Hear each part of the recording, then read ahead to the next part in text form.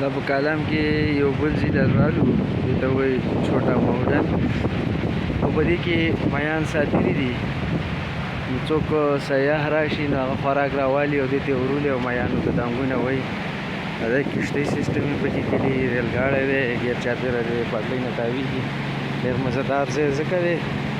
چې ښایسته هواګانې پکې چلېږي او پوره ځای دی او خلک سره د فیملۍ راځي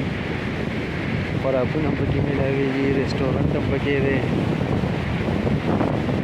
آیسکریم یې هر څه پکې میلاوېږي دا یې پکې د ناستې لپاره ډېر ښایسته ځایونه کړي دي او چې څوک سیاح راشي هغه دلته کې ښایسته ویډیوګانې جوړوي ډېر مزهدار ځای دی که ستاسو په نظر راځي منځ یې پکې د تختو دغه لیکلي دي پلونه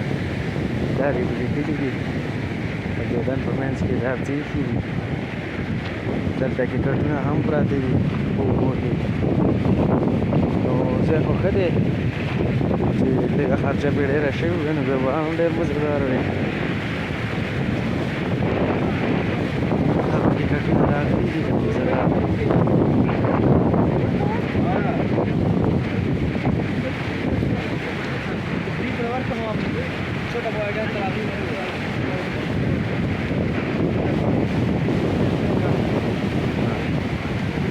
زموږ سرور عثمان راغلی دی څه محسوس یې کالام ته راغلي وو کالام کې موږ چوټه میدان ته راغلي هغه خدمت والا راوستي وو زموږ ټرېننګ راکوي روس والا به راځي اوبو کې به موږ د سویمینګ طریقه راښیي چې موږ به خلک څنګه به ریسکو کوو موږ دغه خبرې دي دا زیب باره کې څه وی څه مزهدار دی نه دی ماشاءالله ښایست پې تمامه ده څه قدرتي ښایست دی څه د خلکو جوړ کړی دی نو ډېر حد یې پې کړی دی دا مینځ کې دا سیسټم ډېر مزهدار کړی دی